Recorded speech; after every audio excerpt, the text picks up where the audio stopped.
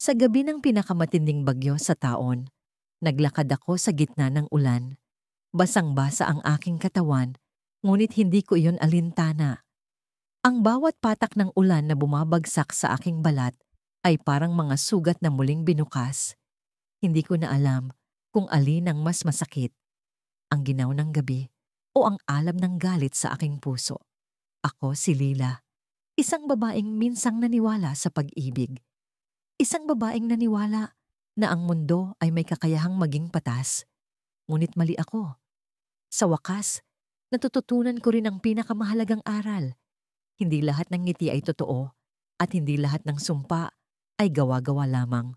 Si Marco ang lalaki na pinagkatiwalaan ko ng lahat. Ang bawat pangarap, ang bawat lihim, at ang bawat tibok ng puso ko ay inilaan ko sa kanya. Ngunit sa isang iglap, winasak niya ang lahat. Natuklasan ko ang pagtataksil niya sa pamamagitan ng isang mensahe sa kanyang telepono. Isang mensaheng hindi niya inakala na mababasa ko. Mga salitang puno ng init na hindi para sa akin. Ang buong mundo ko ay parang gumuho sa harapan ko. Hindi ko na siya hinarap. Wala akong sinabi. Umalis ako ng tahimik, ngunit ang katahimikan kong iyon ay puno ng sumpa. Sa loob ng isang linggo, hindi ako mapakali. Ang bawat alaala ng kanyang mga halik, yakap, at pangako ay naging mga lason. Nawala ang ilaw sa aking buhay at ang tanging naiwan ay ang kadiliman. Sa gitna ng kawalan, natagpuan ko ang isang matandang babae sa gilid ng kalsada sa isang lugar na tila nilimot na ng Diyos. May dala siyang mga halamang hindi ko kilala at ang mga mata niya ay puno ng lihim. Ang tingin niya sa akin ay parang alam na niya ang lahat. Ang sakit, ang galit, ang pagkawasak. Ano ang kailangan mo, iha? Tanong niya sa akin. Hindi ko alam kung bakit, ngunit sa halip na umiwas, lumapit ako. Parang may kung anong puwersang nagtulak sa akin, papunta sa kanya. Gusto ko siyang parusahan. Sagot ko, hindi na nag-atubili. Hindi ko na kayang pigilan ang sarili ko.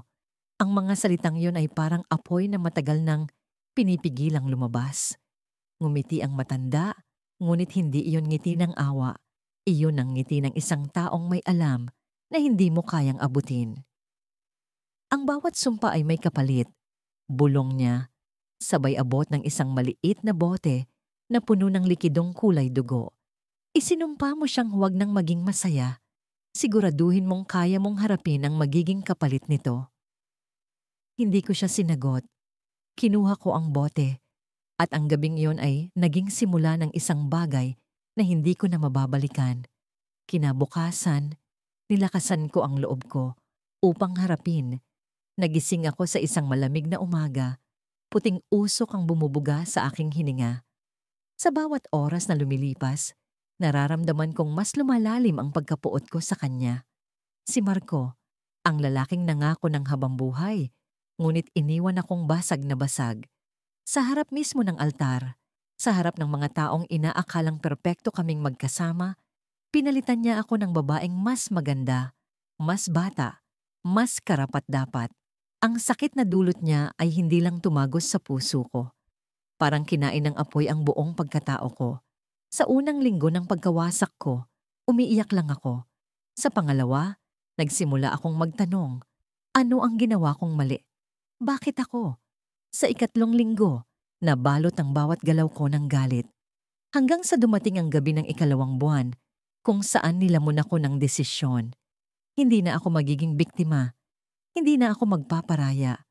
Kung hindi ako magiging masaya, siya rin.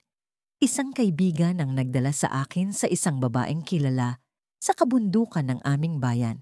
Si Aling Feli, ang matandang may matang tila, nakakakita ng lahat, ang nagbigay sa akin ng sagot. Sa loob ng kanyang barong-barong, amoy insenso at mga halamang gamot, sinabi niya ang mga salitang tumatak sa akin. Ang paghihiganti ay hindi laging malinis, iha. Pero kung ito ang gusto mo, may paraan. Nag-alangan ako noong una. Ang kulam ay hindi biro. Hindi ito kwento lang sa pelikula. Pero nang ipakita niya ang larawan ni Marco, ang mukha niyang masaya, ang mga mata niyang puno ng kasiyahan habang yakap ang babaeng ipinalit niya sa akin. Nagliyab ang damdamin ko. Hindi ko na alintana kung anong kapalit nito. Basta't maputol ang ngiti sa kanyang labi. Ang ritual ay nagsimula sa isang gabi ng kabilugan ng buwan. Sabi ni Aling Feli, ang gabing iyon ang pinakamalakasang enerhiya para sa mga sumpa. Sa harap ng isang maliit na altar, may kandila, asin at mga bagay na pag-aari ni Marco. Isang piraso ng kanyang punit na damit na nakuha ko noong iniwan niya ito sa bahay ko. Pinilit kong huwag mag-isip. Pinilit kong huwag magduda. Ulitin mo ang mga salitang ito, Iha. Sabi ni Aling Feli habang hawak ang isang itim na bato. Nanginig ang kamay ko habang binibigkas ang mga salitang hindi ko lubos maintindihan. Kakaibang lamig ang bumalot sa akin na parang may mga matang nakatingin mula sa kung saan. Sa bawat bigkas ng mga salitang yon, ramdam ko ang bigat ng galit ko bumabagsak sa mundo. Sa sumpa kong ito, hindi ka na magiging masaya, bulong ko. Ang bawat ngiti mo ay magiging pekeng maskara. Ang bawat saya mo ay magdudulot ng sakit hanggang sa ikaw ay mahulog sa kawalan. Pagkatapos ng ritual umuwi ako. Magkahalo ang takot at galit, ngunit higit sa lahat, ang pananabik. Hindi ako nakatulog. Hindi ko alam kung paano ito gagana. Hindi ko alam kung totoo ba ang lahat ng ito. Ngunit sa sumunod na araw, sa unang pagkakataon, nakita ko ang epekto nito. Narinig ko sa balita. Si Marco, ang lalaking dating puno ng sigla, ay biglang sinisingil ng mga kasalanan niya. Ang negosyo niyang itinayo kasama ang bagong babae ay biglaang bumagsak. Ang kabit niyang si Lila, iniwan siya dahil sa hinalang may iba na naman siyang babae. At higit sa lahat, si Marco mismo ay nabalot ng depresyon. Nawala ang dating ningning ng kanyang mukha. Ang mga mata niyang dati puno ng yabang, ngayon ay parang hungkag na balon. Noong una, natuwa ako. Parang gumaan ang pakiramdam ko. Ngunit habang tumatagal, may kung anong bumabagabag sa akin.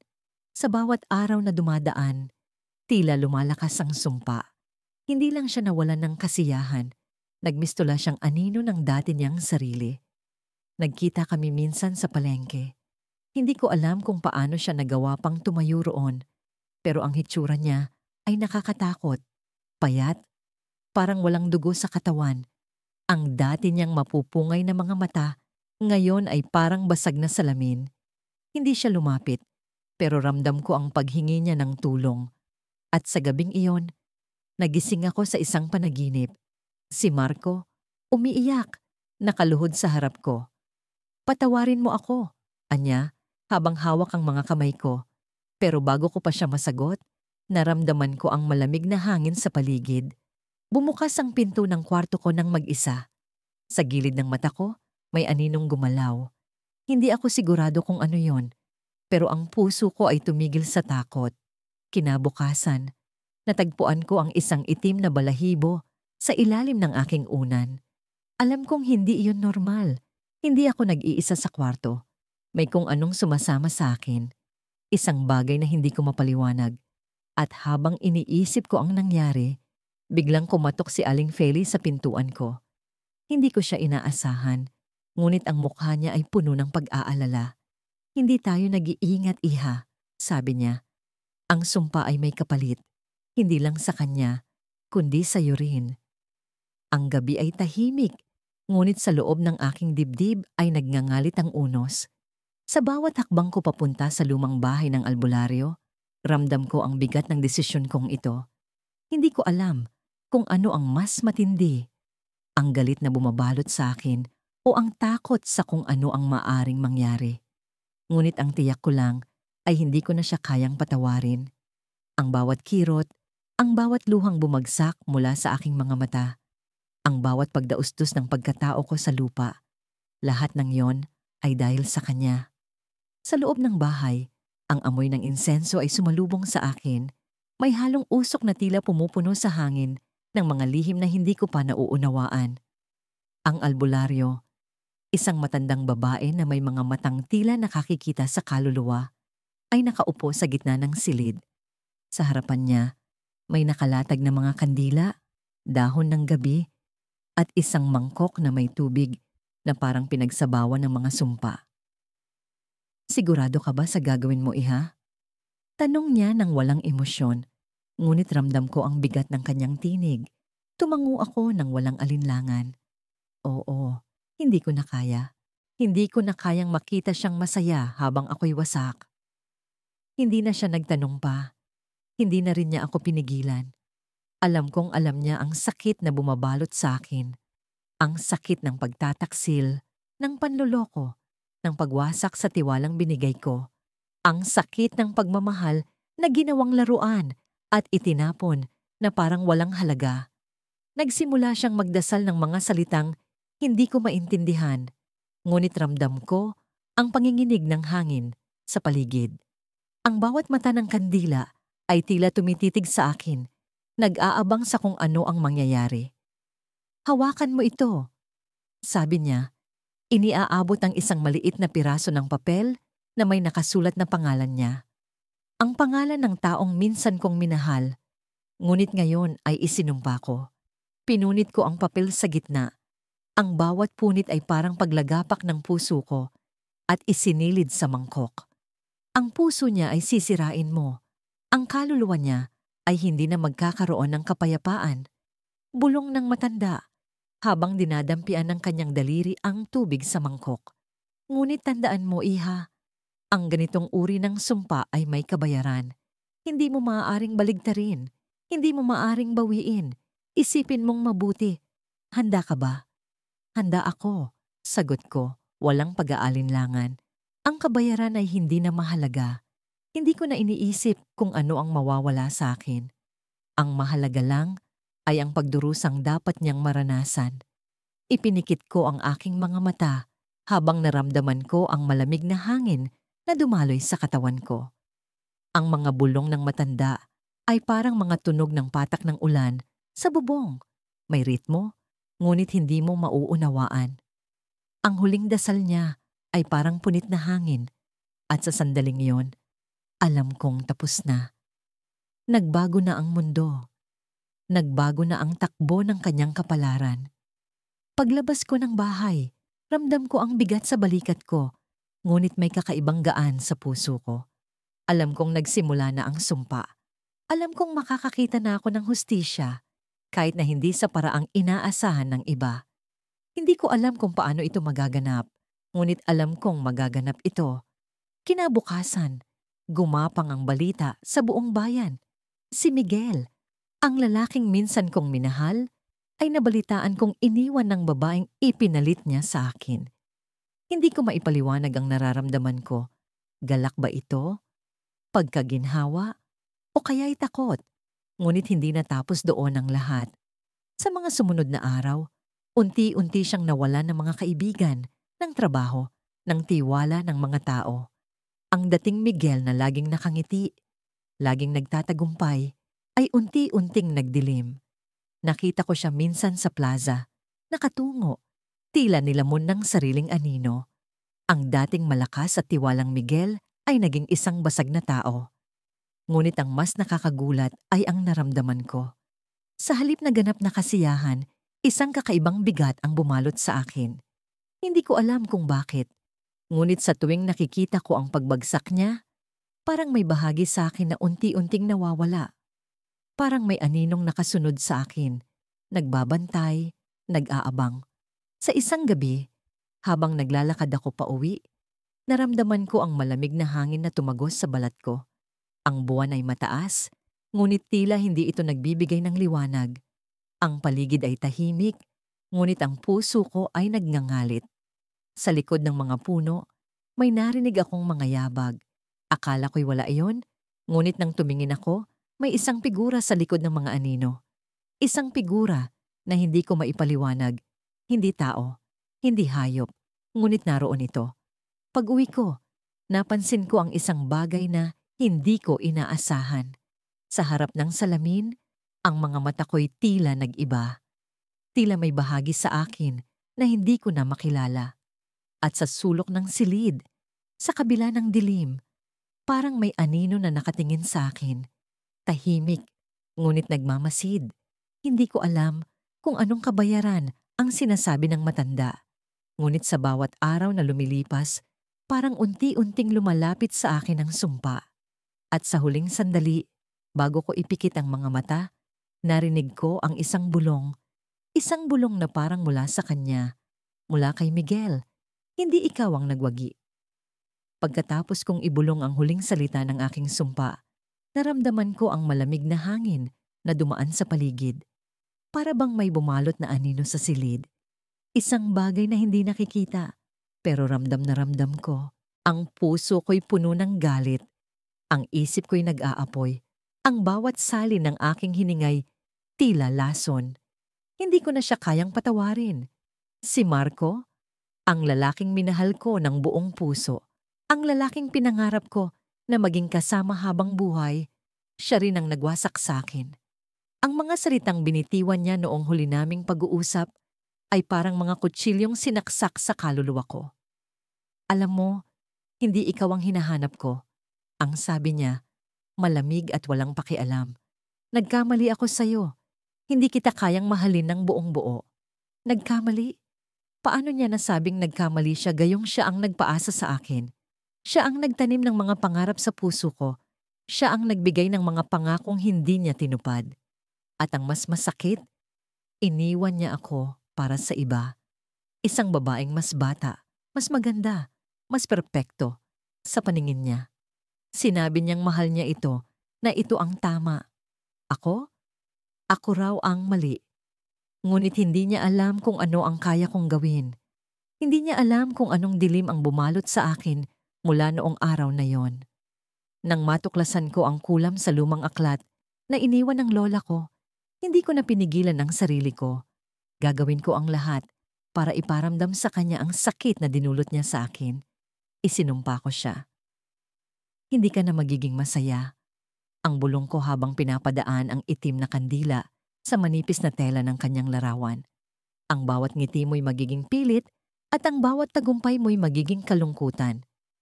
Sa unay akala ko'y katang-isip lamang ang lahat. Ngunit, nang magsimula ang mga pangyayari, alam kong hindi na yon basta biro. Unang dumating ang balita mula sa kaibigan namin pareho. Si Marco raw ay naaksidente sa kanyang motor.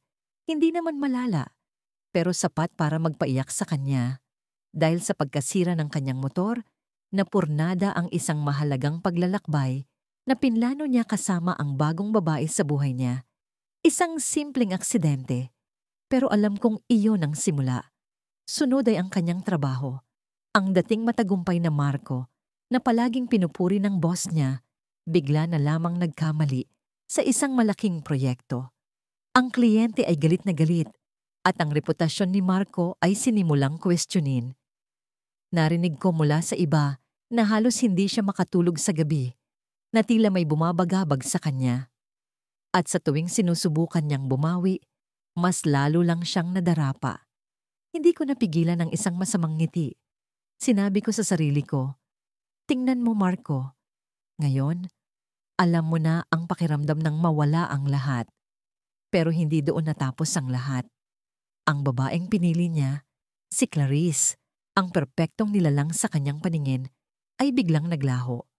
Hindi ko alam ang buong detalye, pero narinig ko mula sa isang kaibigan na iniwan siya nito nang walang pasabi. Basta't nawala na lang, iniwan siyang mag-isa, basag at walang kausap. Ang dating mapagmataas na Marco ay ngayoy tila isang basang sisiw.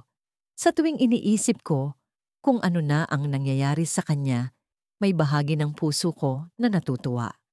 Pero may bahagi rin ng isip ko na nagtatanong, hanggang kailan ko siya parurusahan? Hanggang kailan ko siya dadalhin sa ganitong klaseng impyerno? Isang gabi, habang nakaupo ako sa madilim na sala ng bahay, may narinig akong mahina ngunit malinaw na pagkatok sa pintuan. Hindi ko alam kung bakit, pero ang puso ko'y bumilis ang tibok. Walang sino man ang pumupunta sa bahay ko sa ganitong oras. Sino kaya ito? Dahan-dahan akong tumayo. Hawak ang maliit na lampara at binuksan ang pinto. Nakita ko siya, si Marco. Pero hindi na siya ang Marco na nakilala ko noon. Ang dating malakas na presensya niya'y nawala. Ang postura niyang palaging puno ng kumpiyansa ay naglaho. Sa halip, isang taong basag, magulo ang buhok, at tila wala ng direksyon ang nakatayo sa harapan ko. Ang mga mata niya'y puno ng takot, luha, at hindi maipaliwanag na sakit. "Bakit mo ginawa ito sa akin?" Ang tanong niya, halos pabulong. Alam kong ikaw ang may kagagawan ng lahat. Hindi ko alam kung paano niya nalaman. Wala akong sinabi kaninuman. Pero sa mismong sandaling iyon, hindi ko maikakaila ang katotohanan. Tumawa ako ng mahina, isang tawa na puno ng galit, kasiyahan at libog sa paghihiganti. Ngayon, alam mo na ang pakiramdam ng mawala ang lahat. Ang sabi ko, buo ang loob. Ngunit bago pa niya masagot ang sinabi ko, biglang may naramdaman akong kakaiba. Ang hangin sa paligid ay bumigat. Ang mga kandila sa altar ko'y biglang namatay, kahit walang hangin. At sa sulok ng aking mata, may nakita akong anino. Isang hugis na hindi ko maipaliwanag, parang tao pero hindi. Si Marco ay napatingin sa likuran ko, at ang mukha niya'y napuno ng takot at panginginig. "Ano iyon?" ang tanong niya. Nanginginig ang boses. Paglingon ko, naramdaman ko ang malamig na paghaplos sa balikat ko. At doon ko naalala ang babala ng libro. Ang bawat sumpa ay may kapalit. Ang bawat paghihiganti ay may bayad. At sa sandaling iyon, alam kong dumating na ang kapalit ng ginawa ko. Sa sumunod na linggo, nagbago ang hangin. Parang may bumalot na malamig na alingas-ngas sa paligid. Hindi ko mawari kung dahil sa ginawa ko o dahil sa sarili kong takot. Pero ramdam kong nagsisimula nang gumalaw ang sumpa. Ang bawat hakbang ko papunta sa palengke, sa simbahan, o kahit sa kanto ng tindahan, may mga mata na nakatingin sa akin. Hindi ko alam kung sila'y nagtataka o nagdududa, pero hindi na mahalaga. Ang mahalaga, alam kong hindi na magiging masaya si Marco. Isang umaga, habang nasa harap ako ng altar sa aking maliit na bahay, tumunog ang telepono. Ang boses sa kabilang linya ay pamilyar. Ang kaibigan niyang si Ramon. "May masamang nangyari kay Marco," sabi niya, halos pabulong. "Nabangga ang sasakyan niya kagabi. Buhay siya, pero hindi na siya makakalakad." Sa isang iglap, bumalik ang lahat ng alaala. Ang mga gabi ng pag-iyak, ang mga salita niyang parang espada na tumarak sa puso ko. Ang huling beses na nakita ko siyang may ibang babae, habang ako'y nagmamakaawa sa gilid ng kalsada. Hindi ko alam kung dapat ba akong matuwa o matakot. Pero sa kaloob-looban ko, alam kong ito ang simula ng kanyang pagbagsak. Pumunta ako sa ospital. Bawal ang bisita, pero nakahanap ako ng paraan para makalapit sa kanyang silid.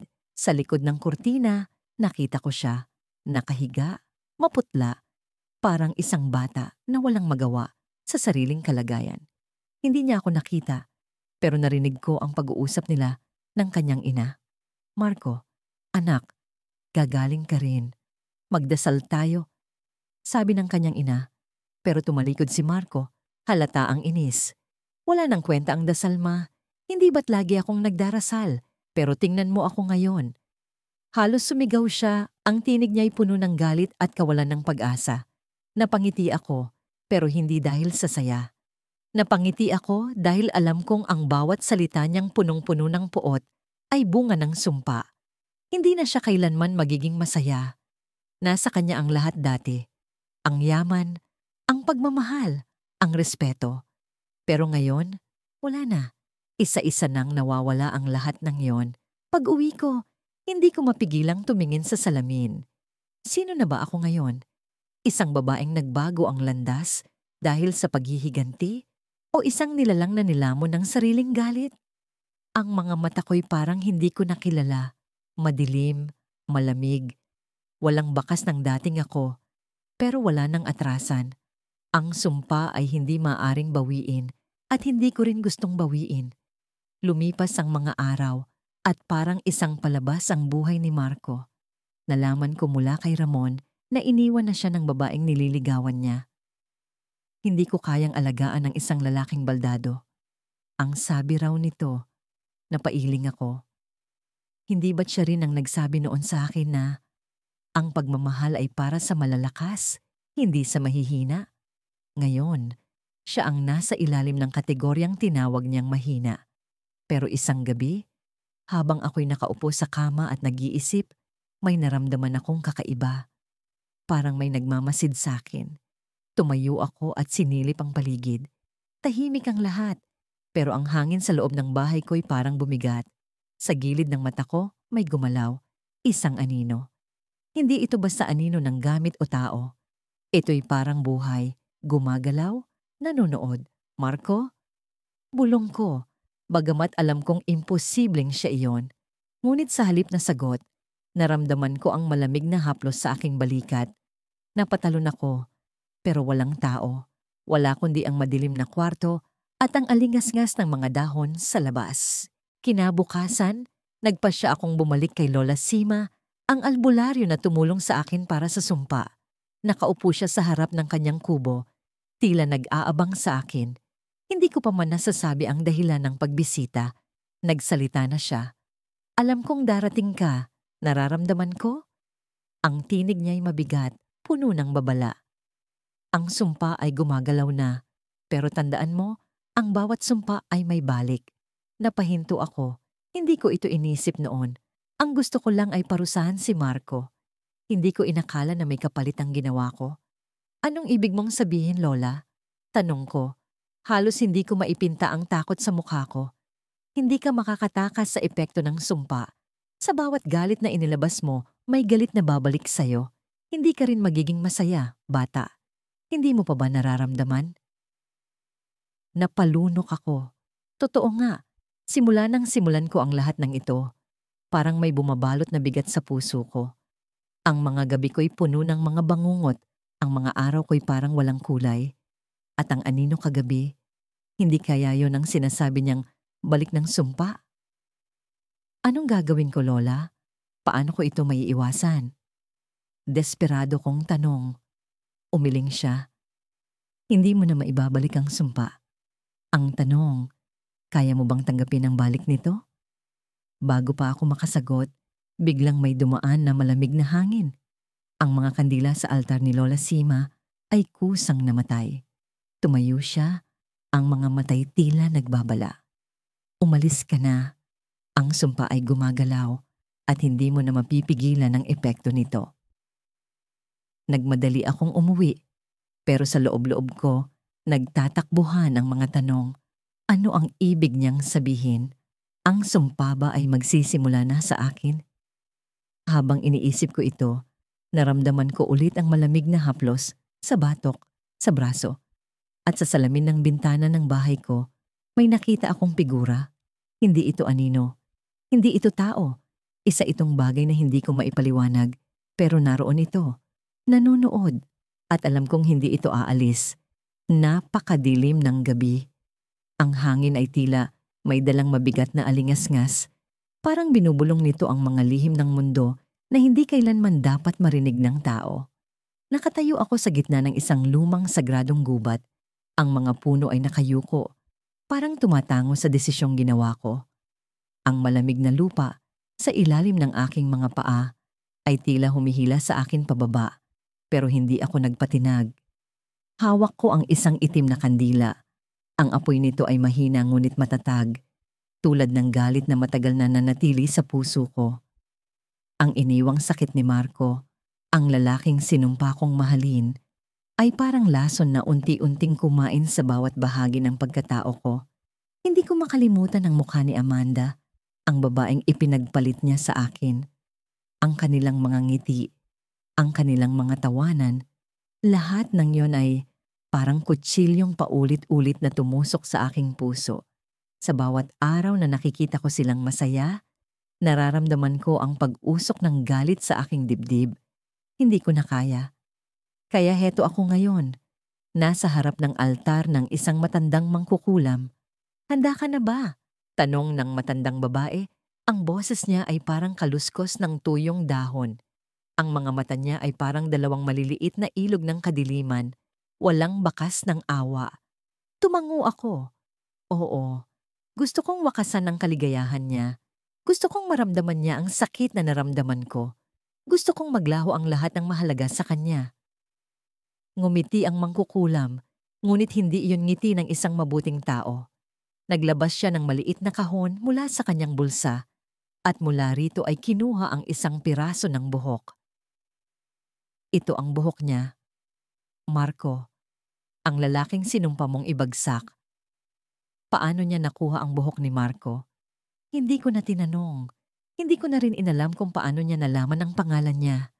Ang mahalaga ngayon ay ang katuparan ng aking hangarin. Sinimulan niyang bumigkas ng dasal. Mahina, ngunit puno ng kapangyarihan. Ang hangin sa paligid namin ay biglang nag-iba. Parang may mabigat na presensya na dumating. Ang kandila sa aking kamay ay nagsimulang umapoy ng mas malakas.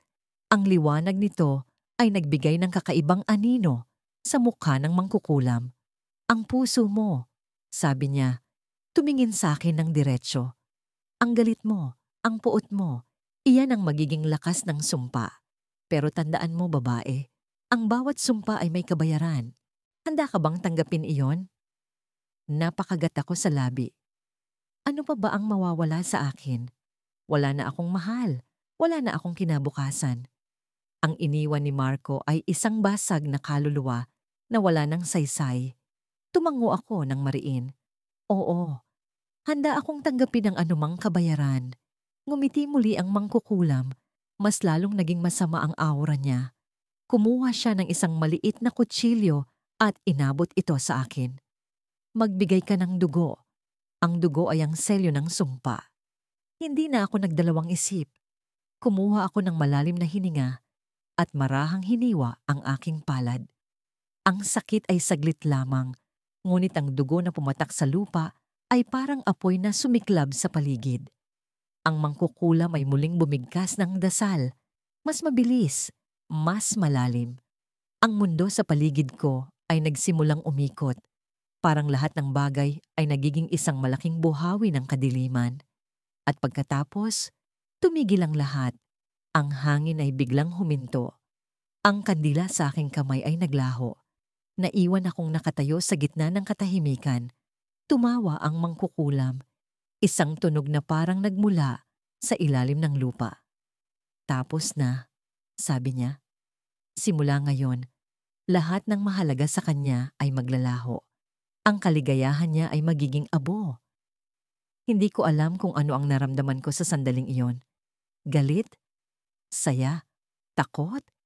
Isa lang ang alam ko, nagtagumpay ako. Nakuha ko ang hustisya na matagal kong hinangad. Sa sumunod na araw, nagising ako sa tunog ng aking telepono. Tumatawag ang kaibigan ko, si Clara. Nabalitaan mo na ba? Tanong niya, ang boses niya ay halatang aligaga. Ano? Sagot ko, kahit na ang puso ko ay mabilis nang tumibok. Alam kong may kinalaman ito kay Marco. Si Marco, nasunog ang bahay nila kagabi. Wala siyang natirang gamit. Lahat ng ari-arian niya naglaho. Napangiti ako, ngunit hindi ko ipinakita yon kay Clara. Talaga? Tanong ko, kunwari nagtataka. Oo, pero huminto siya parang may alinlangan. Si Amanda, nawala siya. Bigla na lang daw hindi mahanap, parang naglaho. Ang sinabi niya ay parang suntok sa dibdib ko. Hindi ko alam kung ano ang nararamdaman ko, galak ba o takot. Amanda? Ang babaeng dahilan ng lahat ng sakit ko ay bigla na lang naglaho. Hindi ko inaasahan yon. Hindi iyon bahagi ng plano. Lumipas ang ilang araw, ngunit hindi pa rin natatagpuan si Amanda. Si Marco ay parang baliw na naghanap sa kanya, ngunit walang bakas. Walang ebidensya, parang kinain ng mundo. Habang tumatagal, nararamdaman ko ang pagbabago. Parang may malamig na hangin na palaging nakapaligid sa akin. Ang mga halaman sa paligid ng bahay ko ay unti-unting natutuyo. Ang mga ilaw sa kwarto ko ay biglang namamatay. At ang mga panaginip ko, Diyos ko, ang mga panaginip ko. Sa tuwing matutulog ako, palaging naroon si Amanda. Ang mukha niya ay puno ng takot. Ang mga mata niya ay parang humihingi ng tulong. Bakit mo ito ginawa? Bulong niya sa akin. Ang boses niya ay parang nagmumula sa ilalim ng tubig. Hindi ko alam kung ano ang sagot. Hindi ko alam kung saan nagkamali. Ngunit ang isang bagay ay malinaw. May kabayaran ang bawat sumpa. At ang kabayaran ay unti-unti nang kumakatok sa pintuan ko. Ang gabi tahimik, ngunit ang puso ko'y tila pinaghaharian ng bagyo. Nakatayo ako sa harap ng altar na itinayo ko sa loob ng aking silid. Isang altar na naglalaman ng mga bagay na hindi ko kailanman inakala na hahawakan ko sa buong buhay ko. Kandila, alikabok ng itim na uling, piraso ng papel na may nakasulat na pangalan niya. At sa gitna ng lahat, ang maliit na manikang yari sa tela na may nakatusok na karayom sa bawat bahagi ng katawan nito. Siya, si Liam. Hinayaan kong lumanghap ang usok ng insenso na unti-unting pumuno sa hangin. Ang amoy nito'y mabigat, nakalalasing, tila bumabalot sa bawat laman ng aking pagkatao. Naririnig ko ang tunog ng aking mga daliri habang bumibigkas ng mga salitang hindi ko naiintindihan, ngunit alam kong may kapangyarihan. Ang bawat pantig ay parang sugat na bumubuka sa hangin, nag-iiwan ng marka sa mundo, nag-iimbita sa mga nilalang na hindi nakikita. Ikaw na nasa dilim, bulong ko, ang tinig ko'y nanginginig ngunit puno ng determinasyon. Dinggin mo ang puot ng isang pusong sinaktan. Parusahan mo ang walang kaluluwa, ang walang puso. Huwag mo siyang hayaang makatikim ng kahit kapirasong ligaya. Sumpa ko na ang bawat ngiti niya'y maging luha, ang bawat tagumpay niya'y maging kabiguan. Wala na siyang dapat asahang liwanag. Kinulong ko ang bawat salitang iyon sa aking dibdib, tila sinasakal ang sarili kong damdamin. Sa loob ng mahabang panahon, ang sakit na iniwan ni Liam sa akin ay naging parang lason na unti-unting kumalat sa bawat bahagi ng aking pagkatao. Ang pagtataksil niya, ang mga kasinungalingan niya, ang mga pangakong binitawan niya, ngunit hindi tinupad. Ang lahat ng iyon ay bumuo ng halimaw sa loob ko. At ngayon, pinakawalan ko na ang halimaw na iyon. Sa sandaling iyon, biglang sumiklab ang apoy sa isa sa mga kandila. Napaatras ako, ngunit hindi ko inalis ang tingin ko sa altar. Ang apoy ay tila sumayaw, gumalaw ng hindi karaniwan, parang may sariling buhay. Ang kaluluwa kong galit ay nagising. Alam kong may tumugon sa aking panawagan. Kinabukasan, narinig ko ang balita. Si Liam, ang dating taong ipinagpalit ako sa babaeng mas maganda, mas mayaman, at mas perpekto raw kaysa sa akin, ay natanggal sa trabaho. Ang negosyo niya, na noon ay palaging maayos, bigla ang bumagsak. Ang kotse niyang madalas niyang ipagyabang, na tila simbolo ng tagumpay niya, ay nasira sa gitna ng kalsada. Parang tinanggalan siya ng bawat bagay na mahalaga sa kanya. Sa halip na makaramdam ng awa, may kakaibang saya akong naramdaman. Hindi ko naisip na ang sumpa ko'y magiging ganito kabilis, ganito kalupit. Ngunit hindi pa rin sapat ang lahat ng iyon. Alam kong hindi pa tapos ang lahat. Sa mga sumunod na araw, patuloy kong naririnig ang mga kwento tungkol kay Liam. Ang babaeng ipinagpalit niya sa akin ay iniwan siya. Ang mga kaibigan niya'y unti-unti siyang nilalayuan. Ang mukha niya, na dati laging nakangiti, ay puno na ngayon ng lungkot. Ang dating makisig na lalaki na puno ng kumpiyansa ay para bang isang aninong walang kulay. Ngunit isang gabi, sa gitna ng katahimikan, bigla kong naramdaman ang kakaibang presensya. Sa sulok ng aking silid, kung saan naroroon ang altar, ang mga kandila ibigla ang nagliyab. Ang manikang tela na ginawa ko ay gumalaw, tila nabubuhay. Napatitig ako, nanlalaki ang mata, ang puso ko'y kumakabog ng hindi karaniwan. Hindi ko alam kung ako'y natatakot o nababalot ng galak. At doon ko narinig ang tinig. Isang bulong, mababa, malamig. Parang inilalabas mula sa libingan. Nais mo bang tapusin ang lahat? Tanong nito. Nais mo bang tuluyang wasakin ang kaluluwang sinumpa mo? Hindi ko alam kung paano sasagot. Ang puso ko'y puno ng pagdududa ngunit ang galit ko'y nananatiling matatag. Kaya't sa huli, tumango ako. Hindi alintana kung anong kapalit ang hihingin nito. Ang mahalaga'y maibigay ko ang hustisyang nararapat sa akin. Ang tinig ay tumawa, isang nakaririnding halakhak na parang bumalot sa buong silid. At sa sandaling iyon, naramdaman ko ang malamig na hangin na dumaloy sa paligid ko. Ang manikay biglang nasunog, naglaho sa harap ng mga mata ko, ngunit ang apoy nito'y hindi nagdulot ng init. Bagkus, isang lamig na tila gumapang sa aking balat. Kinabukasan, muling may balita. Si Liam ay naaksidente. Ang kanyang kotsey bumangga sa isang poste at siya'y nahulog sa bangin. Ngunit hindi siya namatay. Nabuhay siya, ngunit wala na ang dating Liam. Ang mukha niya'y napangit. Ang katawan niya'y puno ng sugat. Ang lalaking dating puno ng yabang at kagwapuhan ay ngayon isang nilalang na hindi mo na halos makilala. Ngunit sa halip na magdiwang, naramdaman ko ang bigat sa aking dibdib. Parang may bagay na mali. Hindi ko maipaliwanag, ngunit parang may gumagapang sa aking likod. Isang pakiramdam na hindi ko maalis. At nang gabing iyon, sa harap ng aking altar, muling lumitaw ang presensya. Ngunit sa pagkakataong ito, hindi na bulong ang narinig ko. Ang sumpay bayad na, sabi nito. Ang tinig nito'y mas malalim, mas malamig. Ngunit ang kapalit ay hindi pa natutupad. Napatingin ako sa paligid, ang puso ko'y bumilis ang tibok. Ano ang ibig mong sabihin? Tanong ko. Ang tinig ko'y nanginginig. Ang insenso'y biglang lumakas ang amoy, ang kandila'y muling nagliyab, at ang tinig ay tumawa ng malakas. Ang bawat sumpay may hinihinging kapalit. Handa ka bang tanggapin ang kabayaran? At bago pa ako makasagot, naramdaman ko ang biglaang hapdi sa aking likod na para bang may nagmarka ng apoy sa aking balat. Doon ko napagtanto, ang sumpa ay hindi libre. Lumipas ang mga araw at ang bigat sa aking dibdib ay tila nagiging mas mabigat kaysa dati. Sa kabila ng tagumpay ng kulam na inilapat ko kay Marco, ang lalaking sumira sa akin. May bahagi ng puso ko na nananatiling wasak. Hindi dahil sa pangungulila, kundi sa pagkasuklam na hindi ko pa rin maibsan. Napuno ang silid ko ng mga kandila, amoy insenso, at mga anting-anting na ginamit ko sa ritual.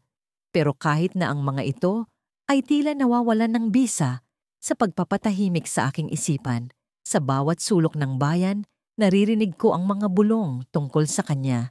Siya raw ay tila nawalan ng direksyon sa buhay. Ang dating palangiti at masayahing si Marco ay naging anino ng kanyang dating sarili. Hindi na siya makahanap ng trabaho. Iniwan siya ng mga kaibigan. Pati ang bagong babae sa buhay niya, ang babaeng dahilan ng pagtataksil niya sa akin, ay biglang nawala. Sinasabing nagpakamatay ito matapos ang matinding depresyon. Hindi ko alam kung bakit, pero tuwing naririnig ko ang mga balitang ito, may bahagi sa akin na natutuwa. Ngunit ang tuwang iyon ay pilit ding kinakain ng mas malalim na puwang sa aking kaluluwa. Isang gabi, habang nagbabasa ako ng mga lumang aklat tungkol sa mahika, may narinig akong kaluskos sa labas ng bintana. Agad akong tumayo at sumilip, ngunit wala akong nakita. Ang dilim ng gabi ay parang mga mata ng halimaw na nakatitig sa akin. Bumalik ako sa lamesa at muling tumutok sa aklat. Ngunit ang pakiramdam na may nakamasid sa akin ay hindi nawala. Tumayo ang mga balahibo ko sa batok. Parang may presensya sa silid na hindi ko mawari.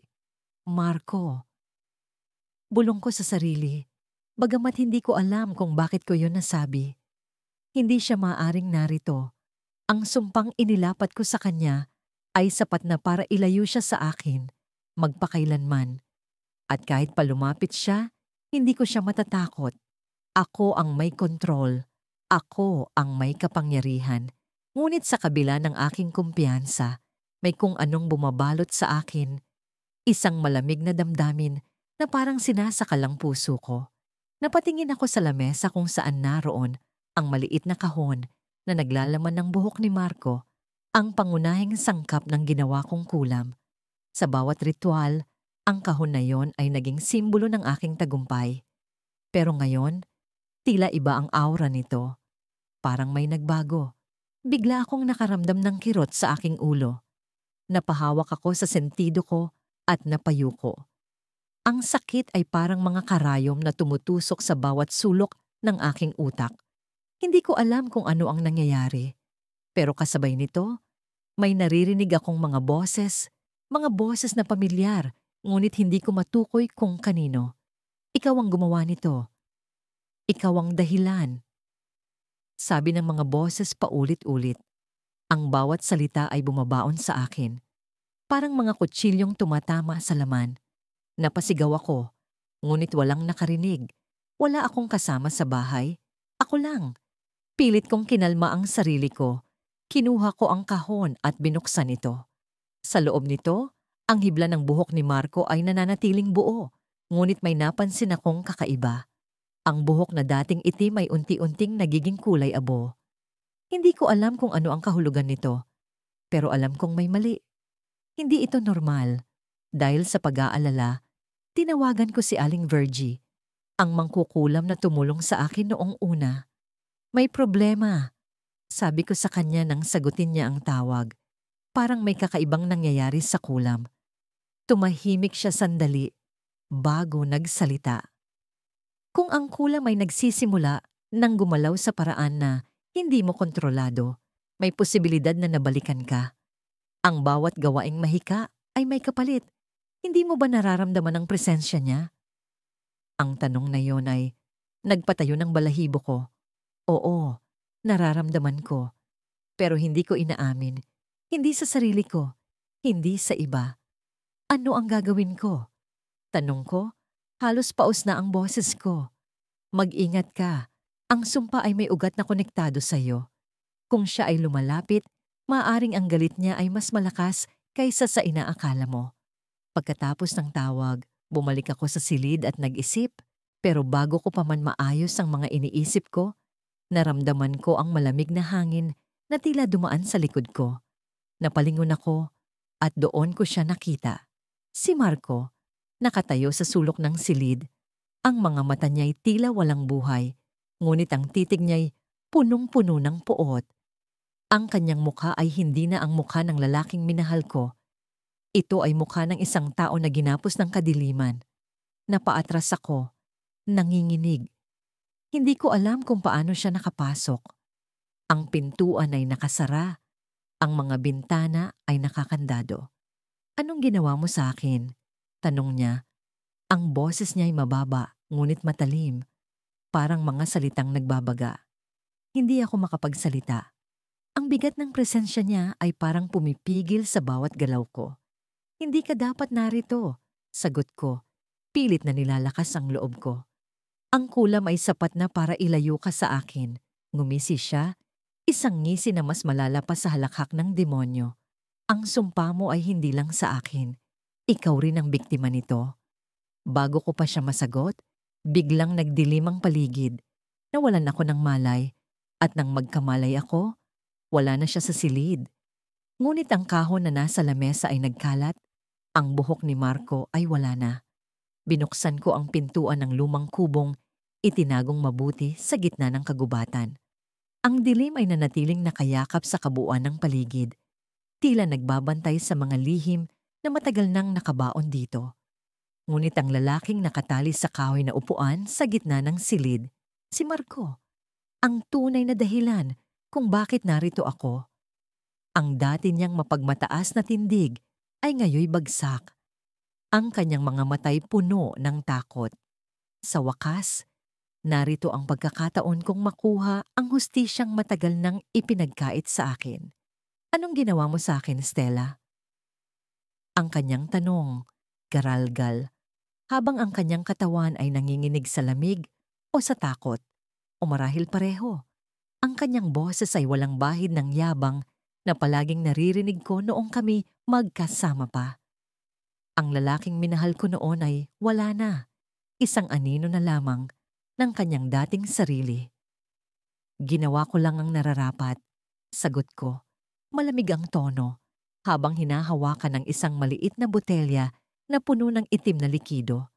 Ang botelyang ito ang nagdala sa kanya sa puntong ito, sa puntong wala nang balikan. Naalala ko ang gabing iyon, ang gabing bumagsak ang mundo ko. Ang mga kasinungalingang sinabi niya, ang mga pangakong sinira niya, ang mga luha kong bumaha dahil sa kanyang pagtataksil. Ngunit higit pa roon, ang sakit na dulot ng kanyang mga salita, na tila mga kutsilyo, ay tumagos sa bawat hibla ng pagkatao ko. Hindi ko kailanman malilimutan ang tingin niya noong sinabi niyang hindi ako sapat, na ang pagmamahal ko ay hindi kailanman nagkaroon ng halaga. Ngayon, narito siya, nakatali, walang laban, habang unti-unti kong inilalabas ang lahat ng galit na kinimkim ko. Ang mga pagsumpang binitawan ko sa harap ng albularyo ay nagkatotoo. Hindi na siya naging masaya mula noong araw na yon. Ang kanyang negosyo'y nalugi, ang mga kaibigan niya'y iniwan siya, at ang babaeng pinili niya kaysa sa akin ay nagtataksil din sa kanya. Pagkatapos ng lahat ng ito, sinigurado kong siya mismo ang makakaalam kung bakit. Hindi mo ba naisip kung bakit lahat ng nangyayari sa iyo ay tila sumpa? Hindi mo ba naisip kung sino ang may kagagawan nito? Tanong ko, ang boses ko'y puno ng poot. Ang bawat salitang binibitawan ko ay parang latigo, tumatama sa kanyang pagkatao. Stella, hindi mo alam kung ano ang ginagawa mo. Hindi mo alam kung ano ang maaring mangyari sa'yo. Sigaw niya, halos nagmamakaawa. Ngunit hindi ko siya pinakinggan. Alam ko ang ginagawa ko. Alam ko ang kapalit ng bawat sumpa, ang halaga ng bawat dasal na binitiwan ko sa ilalim ng buwan. At handa akong bayamalagkit. Ang hangin ng gabing iyon, parang may nag-aabang na masama sa paligid. Nakaupo ako sa sahig ng lumang bahay na yon, ang lugar kung saan ko ginugol ang maraming gabi ng pag-aaral ng mga ritual na ipinasa sa akin ng matandang albularyo. Ang mga kandila sa sahig ay naglalagablab. Ang kanilang liwanag ay sumasayaw kasabay ng mga anino sa dingding. Naroon ako upang muling buuin ang sumpa na minsang binitiwan ko, isang sumpang nagbunga ng buong kawalang pag-asa sa buhay ni Hector. Si Hector, ang taong minahal ko ng buong puso, ngunit walang awang nilapastangan ang tiwala ko. Ang kanyang mga kasinungalingan, ang kanyang pagtataksil, ang kanyang panlilinlang, lahat ng iyon ay tila mga lason na unti-unting pumatay sa mga pangarap ko. Sa huling pagkakataon na nag-usap kami, hiniling kong huwag na siyang maging masaya. Hindi ko akalaing magagawa ko, ngunit ang galit ay nagbigay sa akin ng lakas na mangyari iyon. Sa simula, akala ko'y sapat na ang pagsumpa sa kanya. Nakita ko kung paano nagkandahulog ang buhay niya, nawala ang trabaho, iniwan siya ng mga kaibigan, at kahit ang bagong babaeng sinasamahan niya ay naglaho rin. Wala siyang natira, kundi sarili niyang anino. Ngunit sa bawat araw na dumaan, nararamdaman ko ang kakaibang init sa loob ko, isang apoy na hindi ko maipaliwanag. Parang may bahagi ng sumpa na bumabalik sa akin, nagpapakain sa galit ko, ngunit sabay ding humihigop sa lakas ko. Kaya narito ako ngayon, sa harap ng altar na puno ng basag na salamin, itim na bulaklak, at ang lumang larawan ni Hector. Gusto ko nang tapusin ito. Gusto kong bawiin ang sumpa, ngunit hindi dahil sa awa. Hindi ko siya pinapatawad. Gusto ko lang malaman kung ano ang mangyayari kapag sinubukan kong bawiin ang isang bagay na napakalakas, isang bagay na tila may sariling buhay. Nagsimula akong magdasal sa salitang hindi ko lubos na naiintindihan. Ang mga salitang iyon ay parang mga kaluskos sa hangin, malamig at nakakakilabot. Unti-unting bumibigat ang paligid, parang may gumagapang na presensya sa sahig. Ang mga kandila ay tila nagiging mas maliwanag, ngunit ang liwanag ay hindi nagbibigay ng ginhawa. Sa halip, ito'y nagdadala ng takot. Kung narito ka, sabi ko, halos pabulong, ipakita mo sa akin ang kapangyarihan mo, sabihin mo kung ano ang kailangan. Hindi ko alam kung sino ang kausap ko, Hindi ko alam kung ang puwersa bang ito ay ang sumpa o ang nilalang na nagbigay daan dito. Ngunit naramdaman ko ang sagot. Isang malamig na hangin ang dumaloy sa paligid at ang mga kandila ay biglang namatay. Ang kwarto ay naiwang madilim, maliban sa isang maliit na liwanag na nagmumula sa salamin. Sa gitna ng salamin, nakita ko ang mukha ni Hector. Basag, mawawala, ngunit naroon. Nakatingin siya sa akin. Ang mga mata niya ay puno ng pagmamakaawa, ngunit sa ilalim nito ay may isang bagay na hindi ko maipaliwanag. Hindi siya galit, hindi siya takot. Tila may ngiti sa sulok ng kanyang bibig. Hindi mo ako mababawi, sabi ng kanyang boses, kahit hindi gumagalaw ang kanyang labi. Ang tunog ay parang galing sa loob ko, parang ako ang nagsasalita. Ang ginawa mo ay hindi mo na maialis. Ako ay ikaw na. Napaatras ako, halos matumba sa sahig. Ang puso ko'y kumakaripas at ang mga kamay ko'y nanginginig. Ano ang ibig mong sabihin? Tanong ko, ngunit alam ko na ang sagot. Ang sumpa ay hindi lamang dumapo kay Hector. Kinuha nito ang bahagi ng kaluluwa ko, ang bahagi ng pagkatao ko na hindi ko na maibabalik. Ang bawat galit, bawat kirot, bawat paghihiganti ay naging bahagi ng sumpa. At ang sumpa ay naging bahagi ko. Biglang may narinig akong kaluskos sa likod ko. Lumingon ako, ngunit walang tao. Ang hangin ay lalong bumigat at naramdaman ko ang isang malamig na kamay sa balikat ko. Hindi ko alam kung sino o ano ang nasa likod ko, ngunit alam kong hindi ito tao. Napapikit ako, nananalangin na sana'y magising ako mula sa bangungot na ito. Nasaan ka? Tanong ko, ngunit walang sumagot. Sa halip, naramdaman ko ang paghaplos ng kamay na yon sa liig ko. Malamig at matalim. Hindi sakit ang naramdaman ko, kundi isang kakaibang uri ng pagkawala. Parang may kinuha ito mula sa akin. Pagdilat ko, wala na ang salamin. Wala na ang altar. Ang buong kwarto ay tila nagbago. Nasa gitna ako ng isang lugar na puno ng anino. Isang lugar na walang hangganan. Sa harap ko, naroon si Hector, ngunit hindi na siya ang Hector na kilala ko. Ang katawan niya ay puno ng basag na salamin, at ang mga mata niya ay itim na itim. Nakangiti siya, ang nangiti na yon ay parang isang pagdiriwang ng tagumpay. Ikaw ang gumawa nito, sabi niya. Ikaw ang nagdala sa akin dito, at ngayon, ikaw ang sasama sa akin. Sinubukan kong tumakbo, ngunit bawat hakbang ko ay parang nagdadala sa akin pabalik sa kanya. Ang espasyo ay parang umiikot, isang bitag na hindi ko maiiwasan. Ang puso ko'y bumilis at ang hininga ko'y tila nawawala. Hindi ko alam kung paano ako makakatakas o kung may paraan pa nga para makatakas. Sa huling sandali, naramdaman ko ang isang malakas na paghatak sa dibdib ko. Sa isang iglap, nakita ko ang sarili ko, hindi sa salamin, kundi sa mga mata ni Hector. Ako ang nasa loob niya. Ako ang naging sumpa. Ang lamig ng hangin ay tila lumulusot sa bawat hibla ng aking balat. Hindi ko alam kung ito'y dulot ng panahon o ng bigat ng desisyong ginawa ko. Nakatayo ako sa harap ng salamin. Matagal na nakatingin sa sarili kong refleksyon. Tila hinuhukay ang bawat bahagi ng pagkatao ko na unti-unting binago ng galit. Ang mga mata ko, dati puno ng pag-asa, ngayon ay tila dalawang guwang na balon, puno ng dilim at kirot. Natupad na ang sumpa, bulong ko sa sarili. Sinabi ni Lola Salome na darating ang araw na mararamdaman ko ang bigat ng bawat salitang binitiwan ko sa ritual, na ang bawat utos ko sa mga espiritu ay uukit ng marka sa aking kaluluwa. Pero ano ang halaga ng kaluluwa kung ang puso mo'y durog na?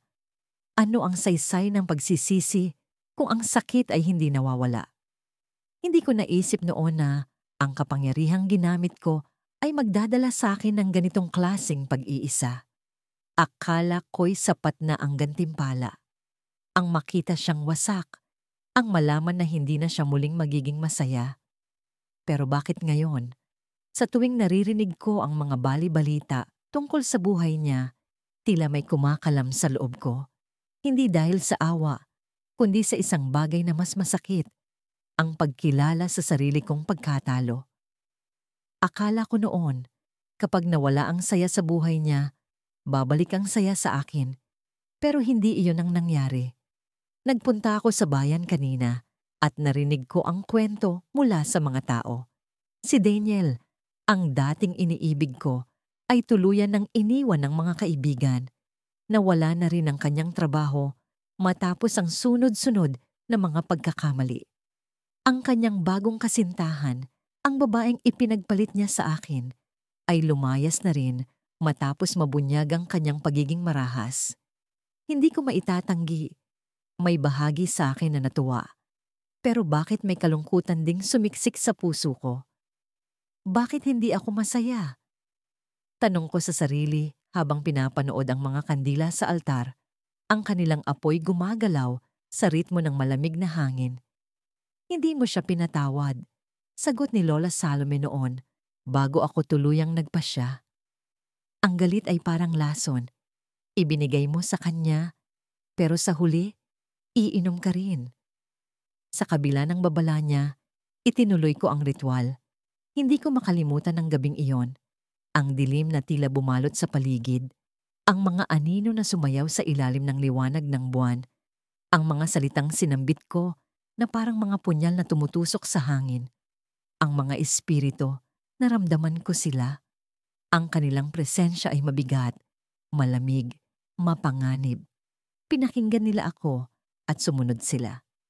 Isinumpa kita, sabi ko noon, ang boses ko puno ng puot. Hindi ka na muling magiging masaya. Sa bawat hakbang mo, dadapa ka.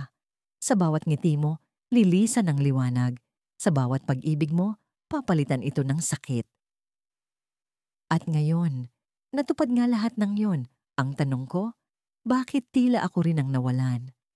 Naputol ang aking pag-isip nang marinig ko ang kalabog mula sa likuran. Napalingon ako, mabilis na tumayo. Ang puso ko'y parang nagtatakbuhan sa kaba. Sa ilalim ng dilim ng aking silid, may anino sa sulok. Ang isang bagay na hindi ko inaasahan. Lola Salome? Tanong ko, pero alam kong hindi siya. Walang tao roon, pero nararamdaman ko ang presensya. Ang malamig, mabigat, at nakakatakot na presensya. Ang apoy sa mga kandila ay biglang lumiit, halos mamatay, at ang hangin sa paligid ko ay tila nagiging masikip. Bakit mo ako ginising? Bulong ng tinig, mababa, halos hindi ko marinig. Pero malinaw ang bawat salita sa utak ko. Parang pinilit itong isiksik sa loob ng aking isip. Bakit mo ako ginamit? Hindi ko alam kung paano ako nakasagot. Para sa hustisya, sabi ko, nanginginig ang boses. Para makuha ko ang nararapat sa akin. Ang hustisya ba'y kabayaran ng kaluluwa mo? Tanong ng tinig, mas malakas na ngayon, mas malinaw.